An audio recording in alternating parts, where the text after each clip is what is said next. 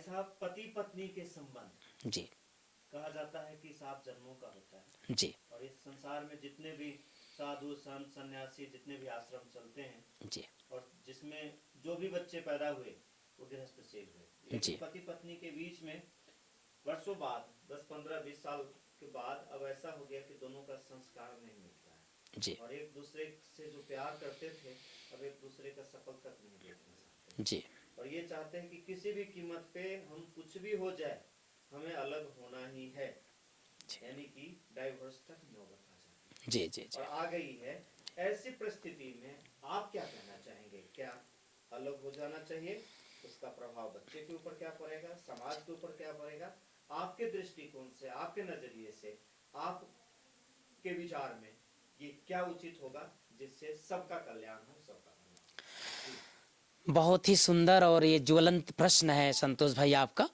हम आज पूरे भारत में और दुनिया में भी देखते हैं कि पति पत्नी का जो एक प्यारा सा संबंध पहले होता था, आज इसमें बहुत बिखराव आ रहा है और इसका प्रभाव पूरे परिवार के ऊपर पड़ता है, समाज के ऊपर पड़ता है।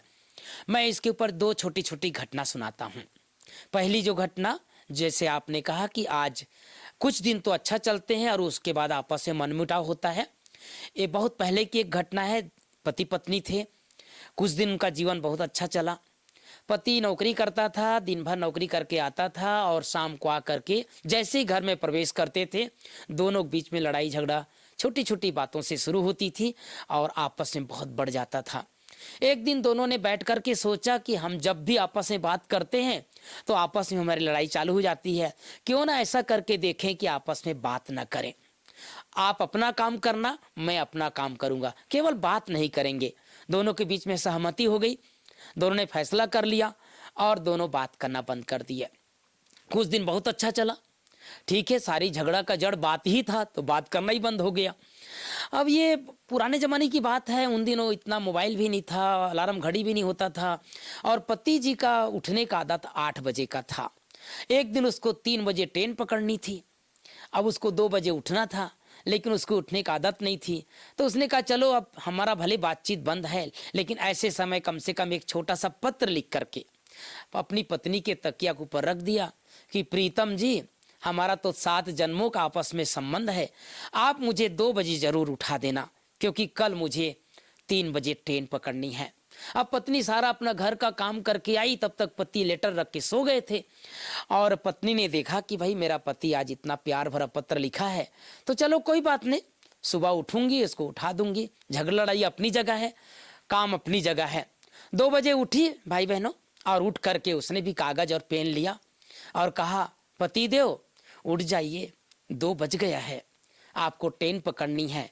कागज में लिख करके उसके तकिया के नीचे रख दिया। अब वो भाई साहब 8 बजे उठे, पत्र का जवाब पत्र से मिल गया था, ट्रेन जा चुकी थी। काम बना नहीं, काम बिगड़ गया।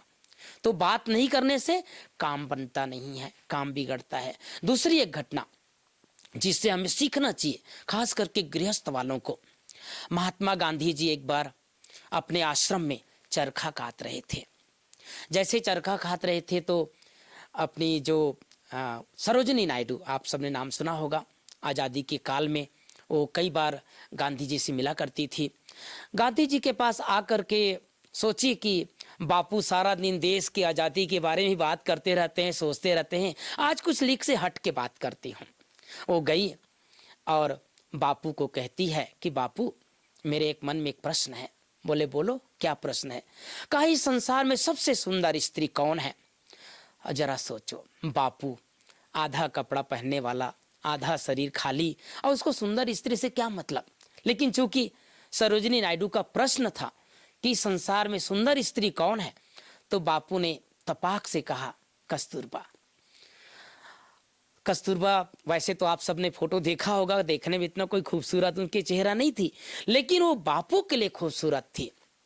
अब वो जब मैं किताब में पढ़ रहा था तो उसी समय सरोजिनी नायडू वहां से उठ करके कस्तूरबा के पास गई। जब जा रही थी तो मुझे पढ़ते पढ़ते ये संकल्प आ रहा था, शायद ये जाकर के ये पूछेगी कि संसार में सुंदर पुरुष कौन है। लेकिन भाई बहनों, उसने ये नहीं पूछा। उसने जाकर के कहा बा, आज मैंने बापू से प्रश्न पूछा। बोले क्या पूछा? बोले संसार में सुंदर स्त्री कौन है? तो बोले बापू ने क्या जवाब दिया? तो वो सरोजिनी नायडू कहती है कि बापू ने कहा बा, आपका नाम लिया।